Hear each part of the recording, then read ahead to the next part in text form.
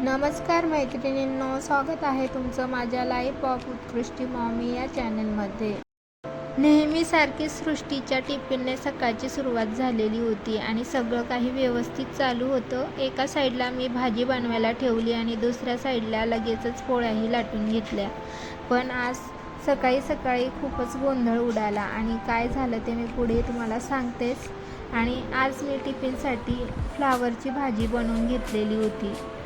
नंतर लगेचच सृष्टीचा टिफिनही पॅक करून घेतला आणि इतक्यात मग सृष्टीची आंघोळही झालेली होती. त्यानंतर मग तिला थोडीशी तयारी करून दिली आणि तयारी करत असताना तिचे केस माझ्याकडनं थोडेसे ओढले गेले, त्यामुळे ती जास्त चिडचिड झालेली होती. आणि त्यानंतर मग तिने स्वतः कंगवा घेतला आणि मग मीच माझा गुंता काढून घेते असं तिचं म्हणणं होतं. तिचंही खरंच होतं, कारण की आपण जर दुसऱ्यांच्या हाताने गुंता काढून घेतला तर ते आपल्याला जास्त लागतं आणि आपण जर स्वतःच जर काढला तर तो काही इतका लागत नाही. पण रिक्षा येऊन जाईल म्हणून मग तिची मी मदत करून देत होती. इथपर्यंत सगळं व्यवस्थित चालू होतं आणि त्याच्यानंतर मग जेव्हा रिक्षा आली तेव्हा कळालं की सृष्टीचा एक बूटच नव्हता. मग त्याच्यानंतर लक्षात आले की कुत्र्याने वगैरे नेलं असेल. मग दुसऱ्या बुटाची व्यवस्था केली आणि तिला शाळेत पाठवलं. सृष्टीची रिक्षा थांबलेली होती आणि बुटाची सगळी शोधाशोध करत असताना खूपच गोंधळ उडाला. आणि त्यानंतर मग उत्कर्षला आता अभ्यासासाठी सुट्ट्या दिलेल्या आहेत आणि त्याच्यामुळे मग म्हटलं चला, त्याची बॅग खूपच खराब झालेली होती. मग तीही आज छान अशी धुवून काढली. पहिले मी असा विचार केलेला होता की आता सुट्ट्या तर लागणार आहे, त्यामुळे सुट्ट्या लागल्यानंतरच धुवेल, परंतु बॅगची अवस्था खूपच खराब झालेली होती, त्यामुळे मग आत्ताच ती बॅग धुवून काढली. बॅग धुवायलाच बसलेली होती तर मग सगळ्या पायपुसण्याही आज धुवून काढल्या आणि ही एक गोधडी धुवायची राहिलेली होती, ती आज धुवून घेतली. म्हटलं एकदाची धुतली म्हणजे मग वाळल्यानंतर मग ती छान कॉटमध्ये ठेवता येईल, म्हणून आज मग सगळं व्यवस्थित धुवून घेतलं. त्यानंतर आज दळणची पिशवी छान अशी धुवून घेतलेली होती, त्यामुळे तीही अशी छान क्लिप लावून वाळवत टाकली. आणि त्याच्यानंतर आपल्या डेली यूजचे कपडेही वाळवत टाकले. कपडे वगैरे सगळे वाळवत टाकले आणि त्यानंतर म्हटलं चला उत्कर्ष काय करतोय त्याच्याकडे बघून येते. आणि उत्कर्षला एक्झामच्या प्रिपरेशनसाठी सध्या सुट्ट्या दिलेल्या आहेत आणि अशा प्रकारची प्रिपरेशन त्याची चालू आहे. आणि त्यानंतर मग सरांनी आज भाजीपालाही आणलेला होता, मग तोही छान फ्रीजमध्ये व्यवस्थित लावून घेतला आणि त्यानंतर मग बाकीच्या कामाला लागली. दुपारची जेवणं वगैरे आटोपली आणि त्याच्यानंतर मग भांडे घासायला घेतले. इतक्यात सृष्टी शाळेतून आलेली होती आणि दोघं भावंड एकत्र आली म्हणजे भांडणी झाल्याशिवाय काही राहत नाही. आणि त्यामुळे मग त्याला थोडंसं समजवलं आणि त्याच्यानंतर मग बाकीचे भांडे घासून घेतले. त्याचं रडणं बंद व्हावं म्हणून मी त्याला मुद्दा म्हणून सांगितलं की तुझी बॅग मी मस्तपैकी धुवून टाकलेली आहे आणि आता छान अशी नव्यासारखी दिसत आहे. त्यामुळे मग त्याला ती बॅग आणून दिली.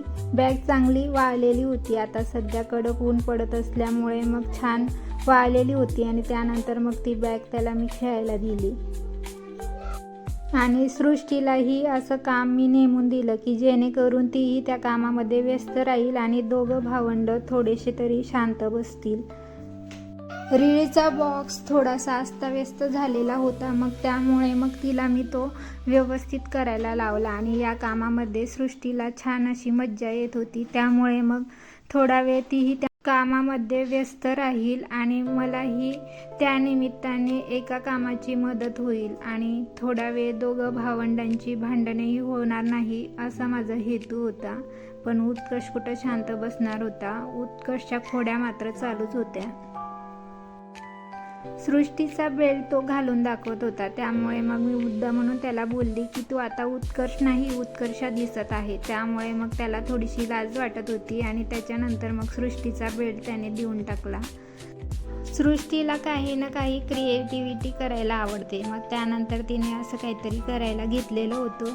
आणि त्याच्यानंतर मग मी रात्रीच्या स्वयंपाकाच्या तयारीला लागली आणि आज मी खिचडी आणि कढीच बनवून घेणार आहे. आणि खिचडीमध्ये मी असे ब्रॉकली टाकून घेणार आहे, कारण की स्पेशल भाजी काही मुलं त्याची खात नाही, त्यामुळे मग थोडीशी खिचडीमध्ये टाकून घेतली की त्यामधून तरी ती ब्रॉकली ते खाऊन घेतील असं म्हणून. उत्कर्ष तर काही खिचडी खात नाही, पण सृष्टी मात्र ती खाऊन घेईल ह्या हिशोबाने मग मी ती ब्रॉकली त्या खिचडीमध्ये टाकली. एका साईडला खिचडीचा कुकर लावला आणि तिथपर्यंत दुसऱ्या साईडला मग कढीही बनवून घेतली. आणि सरांना पुदिन्याची चटणी खूपच आवडते, त्यामुळे उद्यासाठीची चटणी ही आत्ताच बनवून घेतली. पुदिन्याची चटणी बनवत असताना थोडासा पुदिना, थोड्याशा हिरव्या मिरच्या, कांदा, टोमॅटो, लसूण, थोडंसं मीठ आणि शेवटी थोडंसं लिंबूही त्यात पिळून घेतला. हे सगळं वाटण मिक्सरला काढून घेतलं आणि त्याच्यानंतर छान अशा पॅक डब्यामध्ये ते फ्रीजमध्ये स्टोअर करून ठेवलं. आणि आता 2-3 दिवस तरी ही चटणी सरांना पुरून जाईल. सृष्टी आणि उत्कर्ष सरांबरोबर बाहेर गेलेले आहेत आणि ते का बरं गेलेले आहेत ते पुढे तुम्हाला समजेलच. आणि ते यायच्या आत म्हटलं चला पटकन स्वयंपाकाची तयारी करून घेते, म्हणजे ते आल्याबरोबर डायरेक्ट गरम गरम त्यांना जेवायला बसवेल. आणि आता खिचडी बनवलेलीच होती तर म्हटलं चला त्याच्याबरोबर मग बटाट्याची भजी बनवून घेते, कारण उत्कर्षला बटाट्याची भजी खूपच आवडते. त्याला खिचडी आवडत नाही, पण म्हटलं चला त्याच्याबरोबर बटाट्याची भजी बनवून घेते, म्हणजे त्यालाही ते आवडेल त्याच्यामुळे. आणि आज आमच्या घरात एक मस्तच अशी गंमत झाली आणि ती प्रत्येक घरात होत राहते. जर लहान 2 भावंडं घरामध्ये असतील तर ही गंमत तर चालूच असते. आणि काय गंमत झाली ते मी पुढे तुम्हाला सांगतेच. आणि मी बटाट्याच्या भजीची तयारी करत होती, इतक्यातच सृष्टी आणि उत्कर्षही आलेले आहेत. आणि खूप जड अंतकरणाने त्याने हे काय आणलेलं आहे ते पुढे मी तुमच्याबरोबर शेअर करतेच. त्याआधी उत्कर्षने हे सॉक्स आणलेले होते आणि सॉक्स थोडेसे मोठे झाले, त्यामुळे तो थोडासा नाराज होता. आणि सॉक्स मोठे झाले म्हणून नाराज नव्हता, तर तो कशामुळे नाराज होता ते मी तुमच्याबरोबर पुढे शेअर करतेच. सृष्टी आणि उत्कर्ष सरांबरोबर गेलेले होते आणि मी काही त्यांच्यासोबत गेलेली नव्हती, त्यामुळे दुकानदाराने जे दिले असतील ते सर घेऊन आले. आणि आपलं महिलांचं कसं असतं, जरी दुकानदाराने दिले तरी आपण एकदा तरी त्यांना ते घालून वगैरे तिथे चेक करतो आणि त्याच्यामुळे मग साईजचा काही प्रॉब्लेम इतका येत नाही. त्यामुळे मग थोडंसं मी उत्कर्षला समजवलं आणि त्याच्यानंतर थोडीशी माझी जी स्वयंपाकाची तयारी बाकी होती तीच मी करायला घेतली. मुलं आता घरी आलेली होती, त्यामुळे मग गरम गरम भजी काढून घेतली आणि सृष्टी ही आता उत्कर्षला समजवत आहे. आणि त्याच्यानंतर मग आपण काहीतरी नवीन करायला घेतलं म्हणजे मुलांचा हात तर त्याला लागलाच पाहिजे. त्याच्यानंतर मग सृष्टीचंही तिथे लुडबुड करणं चालू झालं आणि भजी बनवत आहे, त्यामुळे उत्कर्षही छान खुश झालेला होता. उत्कर्ष हा आमचा खूपच चटुरा आहे. असे काही चटपटीत वस्तू घरात बनवले म्हणजे त्याला जास्त आनंद होतो. आणि सृष्टी फक्त बनवण्यामध्येच आनंद घेत होती, कारण तिला असे तळणचे पदार्थ वगैरे काही इतके आवडत नाही. त्यामुळे मग नंतर मग गरम गरम भजी काढली आणि लगेचच मग मुलांना खायलाही दिली. आणि सरांबरोबर ते बाहेर गेलेले होते तर त्यांनी असं बदाम शेक आणलेला होता, पण मी त्यांना सांगत होती की आधी जेवण करून घ्या आणि नंतरच ते बदाम शेक प्यायचं असं म्हणून. त्याच्यानंतर मग उत्कर्ष आणि सृष्टीला गरम गरम भजी खायला दिली आणि त्याच्यानंतर मग सरांनी आणि आम्हीही जेवण करून घेतलं आणि मग बाकीची कामं मी आवरायला घेतली.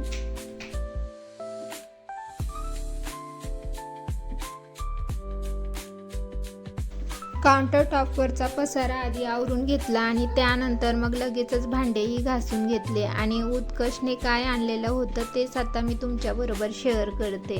सकाळी सृष्टीचं एक बूट कुत्र्याने वगैरे नेलं असेल, त्यामुळे मग सकाळी जेव्हा ती शाळेत गेली त्यावेळेस मग अचानकपणे ते आम्हाला समजलं आणि त्यामुळे आता अर्जंटमध्ये तिचे शूज घेऊन द्यावे लागले. आणि ते शूज संध्याकाळी सरांबरोबर जाऊन ते घेऊन आले. आणि सॉक्स मोठं झालं म्हणून नाही तर दीदीला नवे शूज घेऊन दिलं हे त्याचं दुखणं होतं. आणि त्यानंतर सगळी कामं वगैरे आवरली गेली आणि त्याच्यानंतर मग मी बूटं व्यवस्थित साईजमध्ये आणले आहे की नाही ते चेक करण्यासाठी इथे आली, तर त्याआधीच दोघं भावांची चांगलीच भांडण झालेली होती. त्यानंतर मग सॉक्स जसे मोठे आले आहेत तसे शूजही लहान मोठे तर नाही, त्यामुळे मग मी तिला एकदा ते शूज घालून दाखवायला लावले.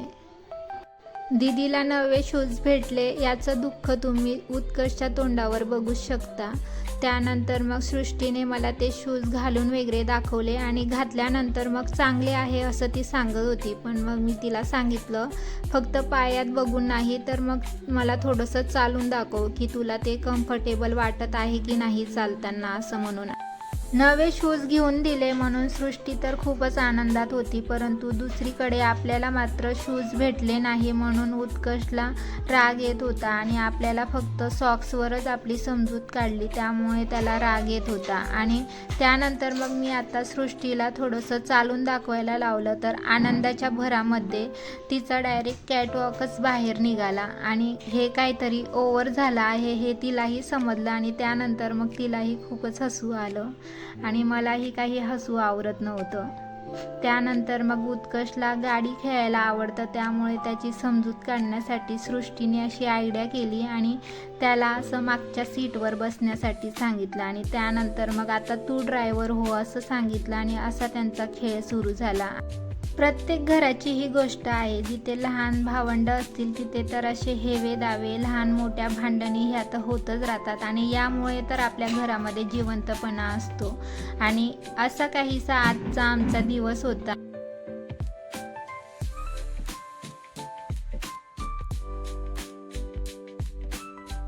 व्हिडिओ आवडल्यास प्लीज सबस्क्राईब नक्की करा आणि तुम्ही कोणत्या गावाहून माझा व्हिडिओ बघताय तेही मला कमेंटमध्ये सांगा आणि तुमच्या एका लाईकने मला मोटिवेट करा. इथे मी माझा ब्लॉग संपवते. भेटूया नवीन ब्लॉगमध्ये. तिथपर्यंत काळजी घ्या.